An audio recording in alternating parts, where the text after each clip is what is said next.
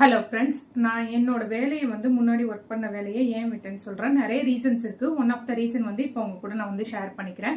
லாஸ்ட்டாக நான் ஒர்க் பண்ணுற கம்பெனியில் பார்த்தீங்கன்னா ஆல்ரெடி ஃப்ரெஷர்ஸ் எடுக்க மாட்டாங்க, எக்ஸ்பீரியன்ஸ் பீப்புள் மட்டும்தான் எடுப்பாங்க. ஸோ நான் போய் ஜாயின் பண்ணும்போது எப்படின்னா minimum 3 years 5 years 7 years 10 years அப்படியான எக்ஸ்பீரியன்ஸ் கேண்டிடேட்ஸ் தான் இருப்பாங்க. ஓகேங்களா, நம்ம அவங்களுக்கு கீழே தான் ஒர்க் பண்ண. எனிவே நம்ம பழைய கம்பெனியில எக்ஸ்பீரியன்ஸ்டா இருந்தாலுமே இங்க நம்மள ஃப்ரெஷரா தான் ட்ரீட் பண்ணுவாங்க. நம்ம அவங்களுக்கு கீழே இருக்கணும். எவ்ரி 3 இயர்ஸ் ப்ரமோஷன் ஆட்டோமேட்டிக்கா அவங்க கொடுப்பாங்க. அந்த ப்ரமோஷன் எப்படி இருக்கணும்னா இட்ஸ் ஜஸ்ட் டெசிக்னேஷன் சேஞ்ச் அப்படிதான் நான் ஃபீல் பண்றேன்.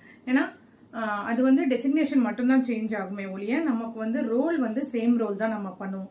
ஒரு ப்ரமோஷன்னா எப்படி இருக்கணும்னு நினைக்கிறோம் அப்படின்னா, பொதுவாக நினைப்போம் அப்படின்னா ரோல்ஸ் அண்ட் ரெஸ்பான்சிபிலிட்டி சேஞ்ச் ஆகும். நெக்ஸ்ட் ஒரு ஸ்டெப் மேல போலாம் அப்படிதான் நினைப்போம். ஸோ ஆல்ரெடி நம்மளை விட சீனியர்ஸ் இருக்கும்போது டெசிக்னேஷன் மட்டும்தான் சேஞ்ச் ஆகும். ப்ரமோஷனுக்கு முன்னாடி நம்ம என்ன ஒர்க் பண்ணமோ அதே தான் அந்த ப்ரமோஷனுக்கு அப்புறமும் நம்ம ஒர்க் பண்ற மாதிரி இருக்கும். இதுல எனக்கு சாட்டிஸ்பாக்சன் கிடைக்கல. ஸோ அதனாலதான் நான் பழைய ஆஃபீஸ்ல அந்த ஜாப் குவிட் பண்ணேன். தேங்க்யூ.